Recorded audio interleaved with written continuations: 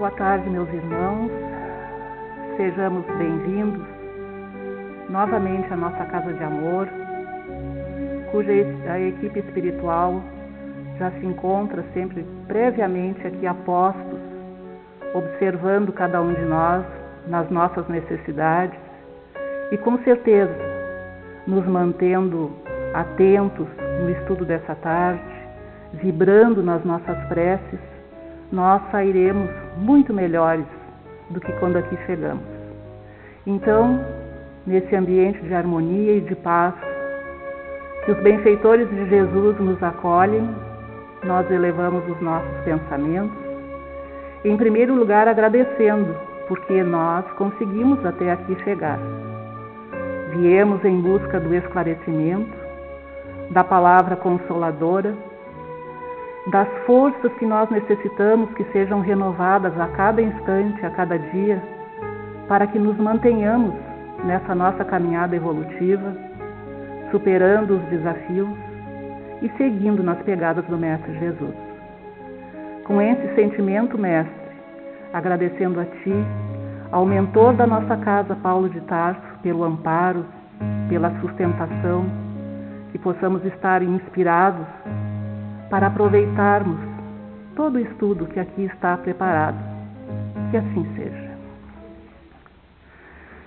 Então, para encerrar esse capítulo 1 do Evangelho, que nós estamos estudando nas quartas-feiras à tarde, cujo título é Não Vim Destruir a Lei, esse capítulo vai encerrar com o tema Aliança da Ciência e da Religião. E aí, nós temos a presença de Allan Kardec, quando editou o Evangelho segundo o Espiritismo, lá em 1864, ele já colocou, não por acaso, na parte primeira desse capítulo, Não Vim Destruir a Lei, essa necessidade da religião associar-se à ciência, para que a fé, então racionalizada, possa convencer o mundo daquela existência de um Deus todo-poderoso, Criador do Universo, da imortalidade da alma, da comunicação com os espíritos, da reencarnação. E ele ainda avançou mais. Ele afirmou que cabe à ciência revelar as leis do mundo físico e ao espiritismo as do mundo espiritual. Desse modo, a ciência pode, nos dias de hoje, eliminar definitivamente aqueles preconceitos que ainda existem no seio de algumas crenças dogmáticas, isto é, aquelas que não admitem serem questionadas, e por isso elas acabam então resistindo contra essas manifestações de esclarecimento. E ele nos convida a uma profunda reflexão sobre a união em torno do saber humano, o ser humano material e as realidades espirituais que estão aí à nossa volta. O que significa que uma espiritualidade que seja profunda não pode negar e nem contrariar a experiência científica. E, por seu lado, a experiência científica, sem uma visão cósmica do universo, ela ficará pobre. O grande cientista Einstein afirmou que uma religião sem a ciência é cega e fanática, mas uma ciência sem a religião é limitada, portanto é restrita, porque a ciência e a religião não são incompatíveis. E aí nós temos lá no Evangelho, nesse capítulo, no item 8, quando Kardec nos coloca que a ciência e a religião são as duas alavancas da inteligência humana. Então, uma revela as leis do mundo material e a outra as do mundo moral. Ou seja, ambas são instrumentos do desenvolvimento humano. Daí, então, a importância dessa aliança. E Kardec ainda afirma que tanto a ciência quanto a religião são essas duas alavancas importantes, porque cabe à ciência o estudo do mundo material e à religião o estudo moral, que é o mundo da alma, o mundo dos sentimentos, dos desejos, dos pensamentos, e que permite à alma vincular-se com o Criador, que é o nosso Deus Pai, né? E Kardec esclarece então que como essas duas, ciência e religião, têm o mesmo princípio que é Deus, né? A mesma fonte, que tanto criou esse mundo material quanto o mundo da alma espiritual, fica claro que não poderia haver contradição no estudo entre essas duas áreas do conhecimento humano.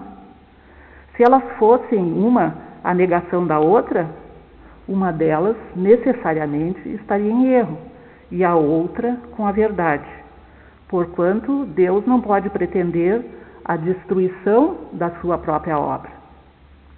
Então, como as duas têm o mesmo princípio, que é Deus, elas deveriam andar juntas, facilitando o desenvolvimento humano. E a ciência e a religião não puderam, até hoje, entender-se, porque encarando cada uma as coisas do seu ponto de vista exclusivo, elas reciprocamente se repelem, ou seja, as imperfeições estão, na verdade, essas imperfeições humanas, é aí que se prende essas divergências, né? O que são essas imperfeições humanas?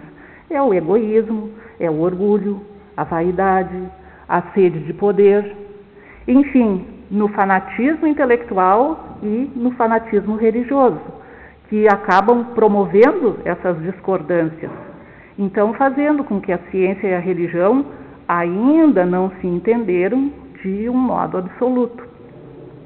Daí então que surge esse conflito que deu origem à incredulidade e à intolerância, que ao longo da história, né, a gente sabe, causou tantos embates, perseguições, guerras.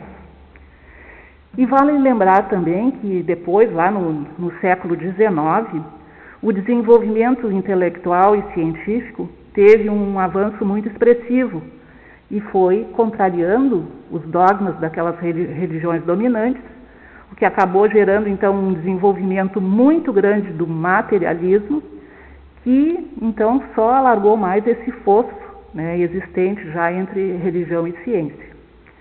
E assim então o Kardec compreendeu a importância dos estudos espíritas na revelação desse mundo material, das suas leis, dos seus habitantes, da sua influência sobre o mundo espiritual e os seres. Ele percebeu que com os novos estudos do espiritismo, a ciência deixará um dia de ser exclusivamente material, levando em conta também o elemento espiritual do homem. E a religião, por sua vez, acompanhará as comprovações científicas, conhecendo, aceitando, porque a ciência também tem origem divina. E o Kardec ainda escreveu que o Espiritismo, sendo também uma doutrina em evolução, como tudo que existe no universo, tudo que Deus criou caminha sempre, é a lei do progresso para a evolução, né? Então, ele jamais será ultrapassado, visto que se a ciência provar algo diferente do que o Espiritismo diz, ele se modificará naquele ponto e acompanhará a ciência. E até hoje, Kardec não foi desmentido em um único ponto. Já o contrário acontece. A ciência caminha na direção da descoberta do espírito imortal e os seus princípios. Que princípios são esses? O da reencarnação, da influência do mundo espiritual sobre os encarnados. E eles são, esses princípios, cada vez mais aceitos por pessoas não espíritas. Por isso que o Espiritismo, então, surge como uma doutrina que corresponde aos anseios do mundo de hoje, que não quer mais abdicar de um dos seus atributos essenciais, que é a inteligência e a razão. Porque até então, o que havia era uma ciência que, embora falasse a nossa inteligência, ela deixava muitas vezes o nosso coração seco, ressequido, desconsolado. E havia no lado oposto aquelas religiões que, embora falassem até ao nosso coração, trouxessem algum tipo de consolação, mas pediam que a humanidade abdicasse da sua razão. Era a imposição da fé cega. E aí, nessa luta, então, ficava ali o espírito humano a se debater. Para que lado pender? Ir para o lado que me pede para ignorar a razão, mas me traz algum consolo ao coração? Ou para o lado que me deixa o coração ressequido, mas me traz respostas da razão? E aí então surge o Espiritismo, como que a conjugar essas duas forças, nos dizendo que é possível alimentar as duas. E essa é a tarefa da doutrina espírita.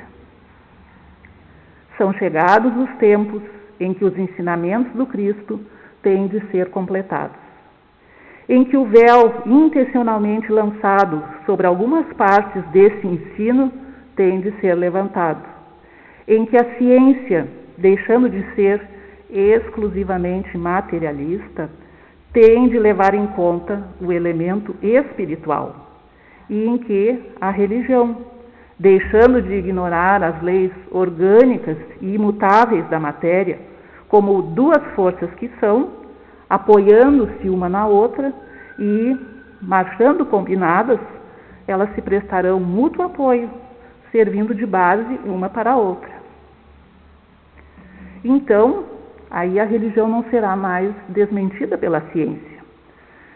E, como consequência, ela irá adquirir um poder inabalável, porque ela estará de acordo com a razão.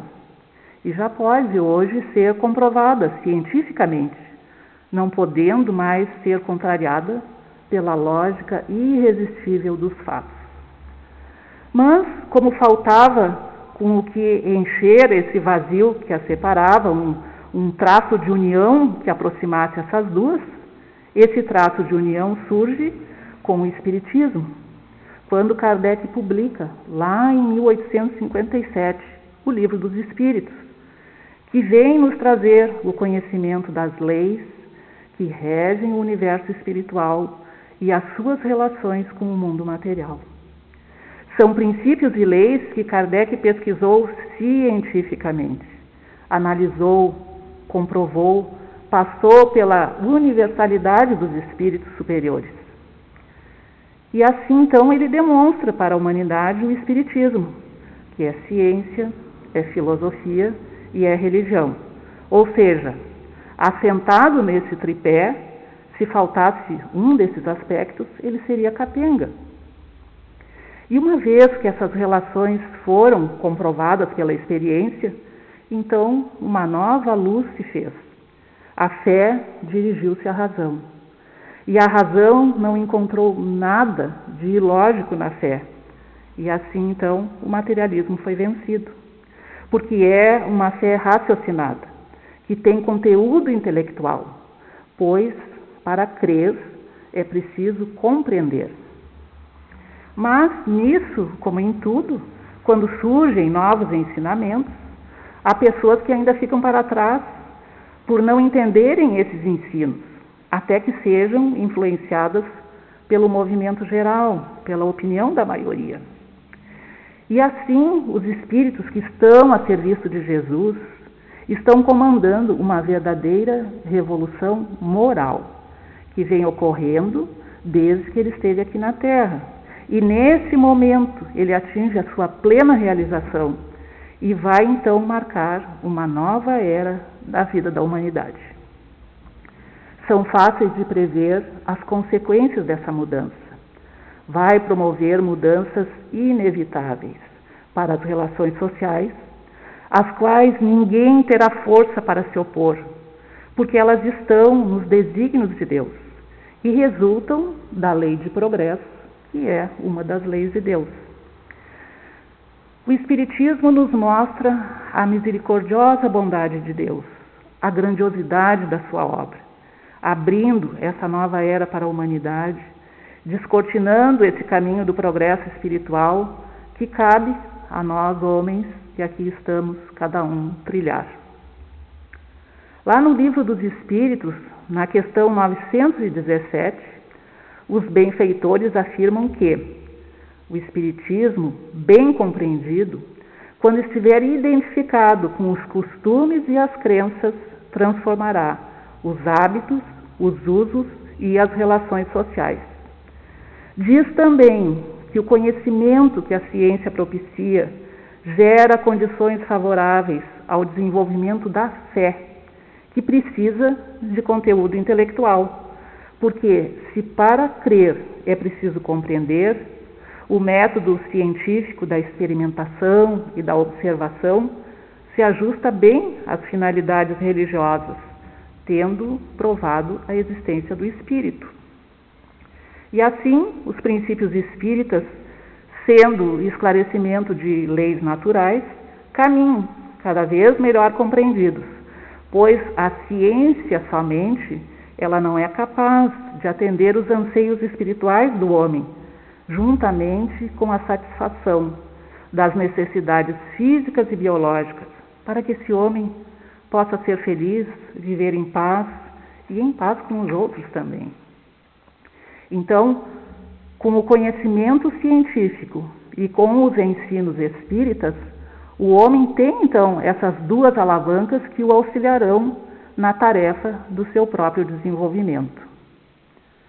Vamos lembrar também que o Espiritismo é religião no sentido de levar os seus adeptos a terem um sentimento religioso de ligação a Deus, de elevarem-se acima das coisas materiais, nesse desenvolvimento da sua espiritualidade, usando a razão na aceitação das leis divinas, no esforço que ele faz para melhorar-se, e melhorando, ele melhora o mundo em que vive.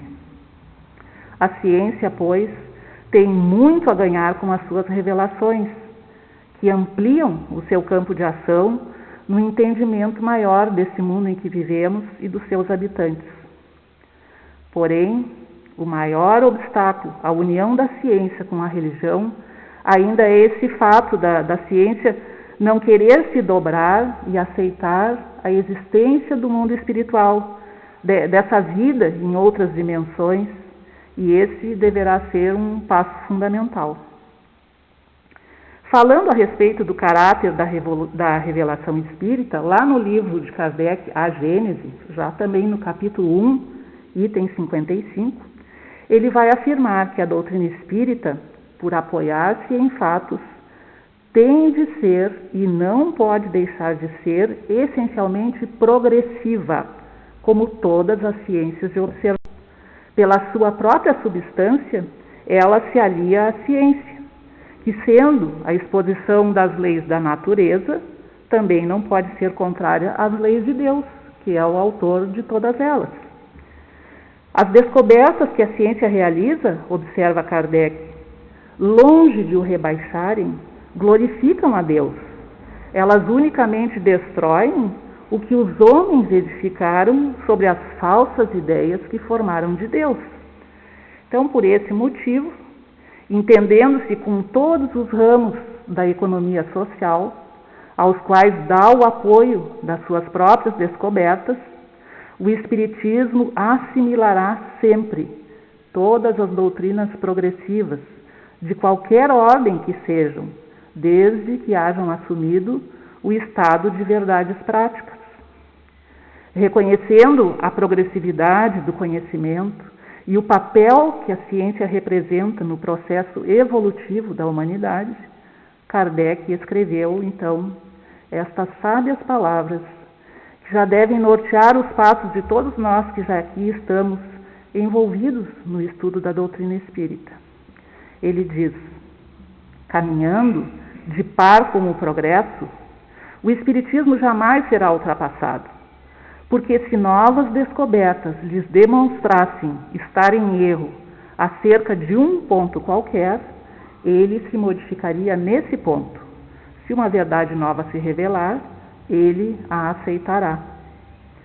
O Espiritismo resulta de fatos que se inscrevem nas próprias leis de Deus, que são a existência da alma, a imortalidade, o progresso constante, a pluralidade das existências, a multiplicidade dos mundos habitados, a lei de causa e efeito, as relações entre os desencarnados e os encarnados. Então é por todos esses motivos que talvez o Espiritismo seja, no mundo em que nós vivemos, a única religião que não teme nenhuma investigação científica e nem se furta às discussões a respeito dos seus princípios, participando em congressos, em simpósios, desde que sejam organizados e promovidos por instituições sérias, por indivíduos sérios, né?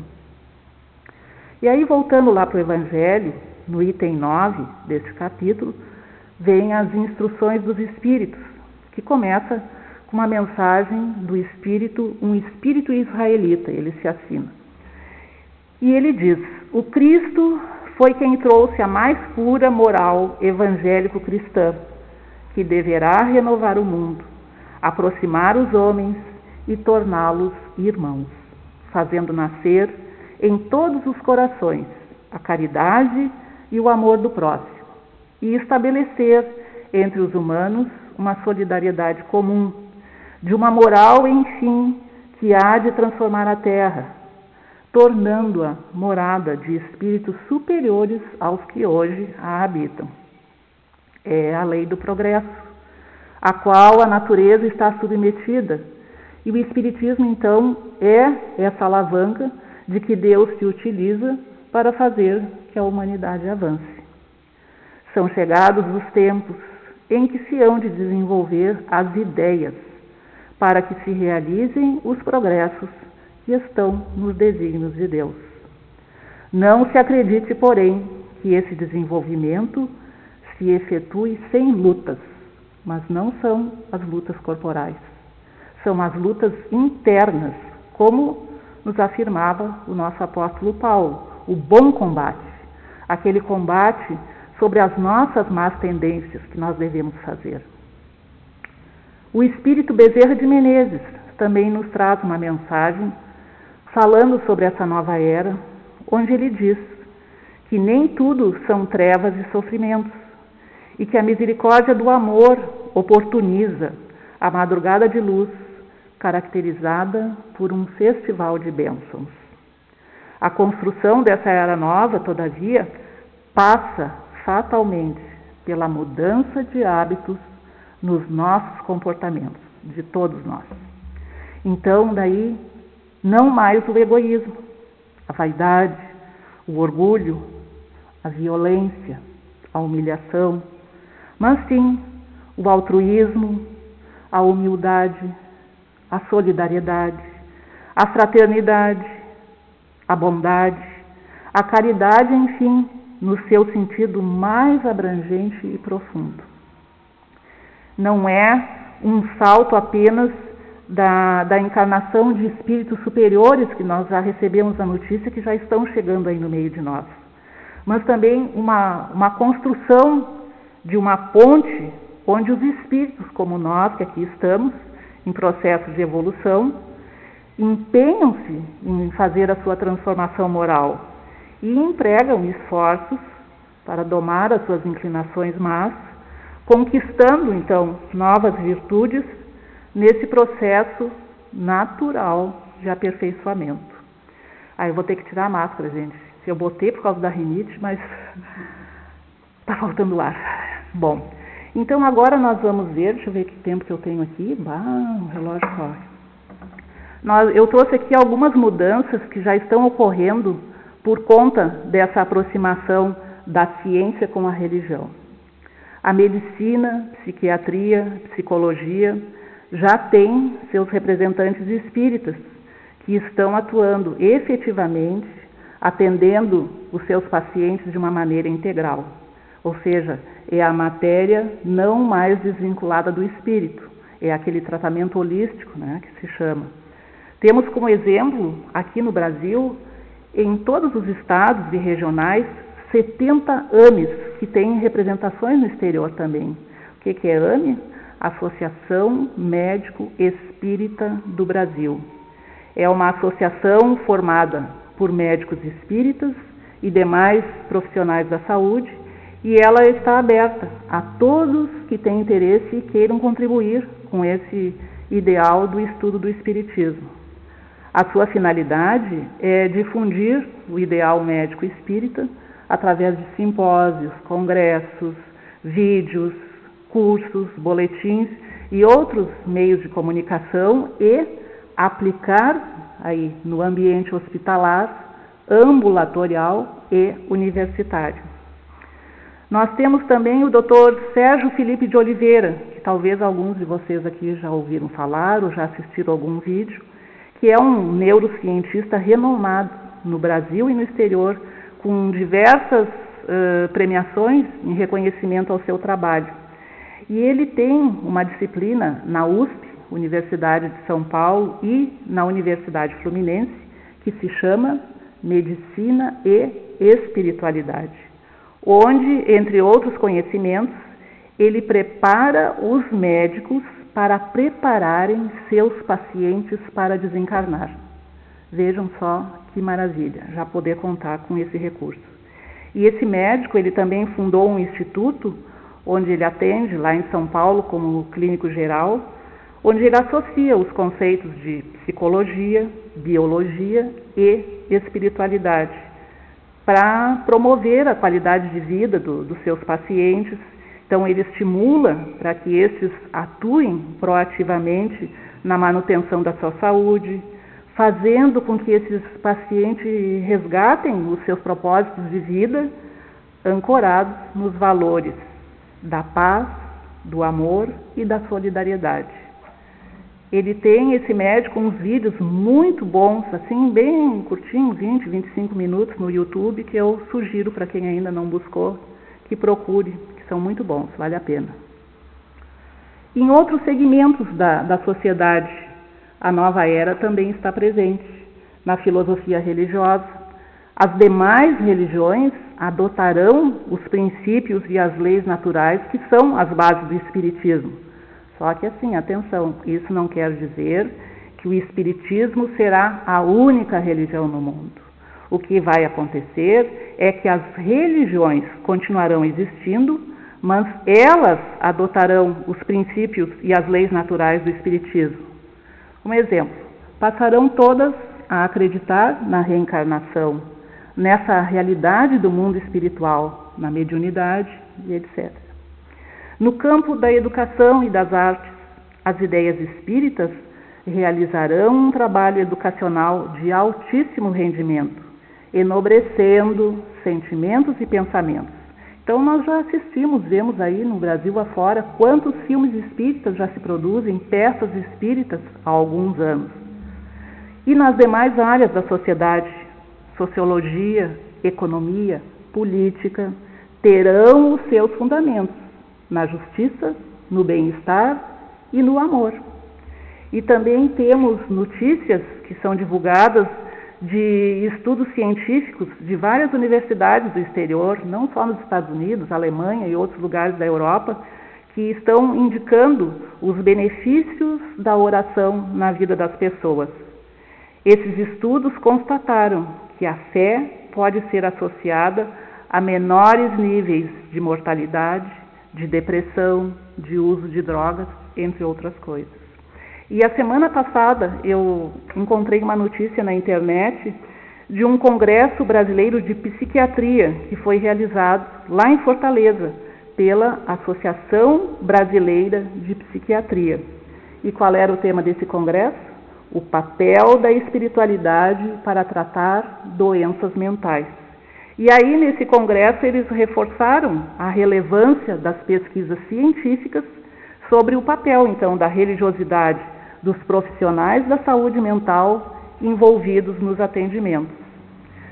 Na prática, isso significa que a orientação que eles dão é que esses especialistas, sem ignorar a medicação, a psicoterapia, busquem conhecer a história espiritual dos seus pacientes.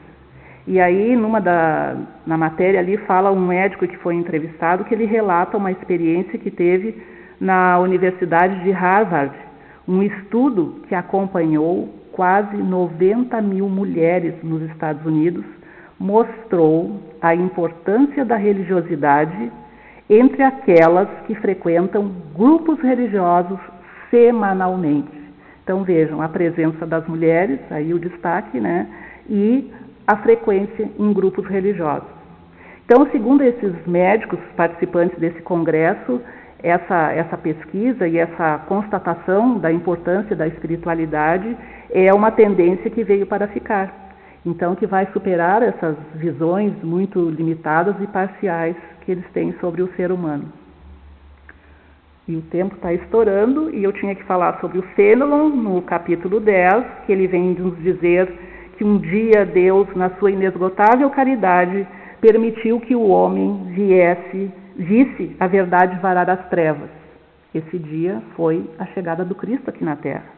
Mas, depois dessa luz viva, voltaram as trevas. Após períodos alternativos de verdade e obscuridade, o mundo estava se perdendo. A ciência desenvolvia-se com danos de ordem moral, conduzindo o homem exclusivamente ao bem-estar material, e aí isso revertia em proveito para os espíritos das trevas. E depois de séculos de sangue, de tantos mártires, o reino do Cristo, infelizmente, ainda não veio. Então aí o chamamento, que é urgente, meus irmãos, que todos nós que nos declaramos cristãos, nos voltemos para o Mestre, que por amor só quer nos salvar. Porém, essa salvação está na nossa decisão de mantermos esse grande esforço para seguir as leis de Deus. E aí nós vamos pensar, mas isso é muito difícil. Sim, é difícil essa caminhada em direção à perfeição, mas nunca, jamais impossível. Porque Deus, na sua bondade, não enviaria o seu Filho Jesus para nos propor alguma coisa que nós não recebêssemos os recursos. Porque também nos é dito que tudo se torna mais fácil para aquele que crê e ama. Então estamos vivendo num mundo que está abalado, mas os bons espíritos estão aí, nos alertando, dizendo que nós devemos estar preparados para essas mudanças que já estão ocorrendo, para que não sejamos surpreendidos durante essa nossa caminhada evolutiva. Então nós vemos também que a revolução que se apresenta é antes muito mais de ordem moral do que material. E os grandes espíritos, esses mensageiros divinos, eles estão incansavelmente, amoravelmente, nos inspirando a fé, para que todos nós, que já nos colocamos como trabalhadores esclarecidos, que estamos aqui buscando esse conhecimento e já estamos nos esforçando para nos dedicarmos, que nós prossigamos, dando o nosso testemunho. A cada um a sua missão, a cada um o seu trabalho, Mesmo que seja pequeno, que seja humilde, não percamos o ânimo.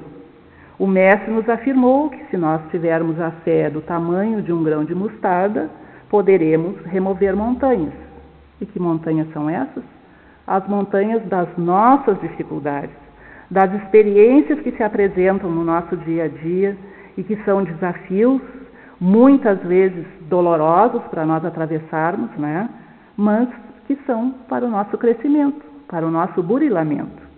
E aí, na chegada dessa nova era, nós vemos que chegou então uma nova cruzada, mas não aquela lá da história que matou em nome do Cristo, Hoje, nós, nessa nova cruzada, devemos ser os apóstolos da paz.